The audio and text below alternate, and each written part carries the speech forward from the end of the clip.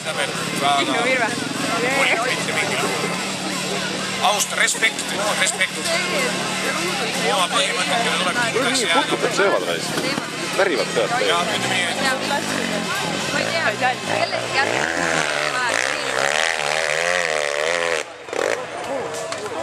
Väga ilus.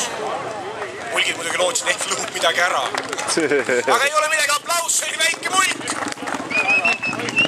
Muideks, seda teate, et kes mõtles välja selle saatesarja, see naabrist parem. Teate, jah? Kindlasti see oli mulk. Nii, oota, ongi täi, ring, ei ole veel, Tarvi ka veel. Ei, kes oli? Indrek läheb. Indrek eelmine kord ei saanud kirja endale meetreid, sellepärast et siin allpool tal ebaõnnestus mootor suri välja.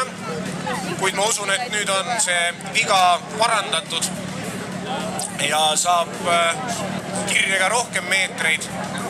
Väike mulk muideks sai 18 meetrit, juuniorite klassis seni parim tulemus 24 meetrit. 24 meetrit, kus maal see on? No 24 meetrit on ikkagi natukene kõrgemal kui see punane foorituli, nii et see peaks olema siis orientiiriks, et kuidas saab siit, kus kohas asub umbes juuniorite klassi medal. Ja umbes sama kõrgel on see piir, kuhu kärnatajad täna ei jõua. Ilma jumala abita. Erlet ja Penni on ka seal. Erlet, see Penni vend on ka seal. Ma mõtlesin Pinnu. No see kuradi... Mägi on vaba, on start valmis. On valmis. Jah, võib panna rohkelist tule. No. Poistab. Eerik oli vait, siis hoidne ja sükkeseid. Ja siit läheb. Ja ilusti läheb. Ja on esimene tulemus ilmselt tänasel päeval. Väga sinna 24 meetri peale, vist isegi rohkem. Kas on nüüd 25 või ei ole? Ja on 25 meetrit. Parim juunior mäes.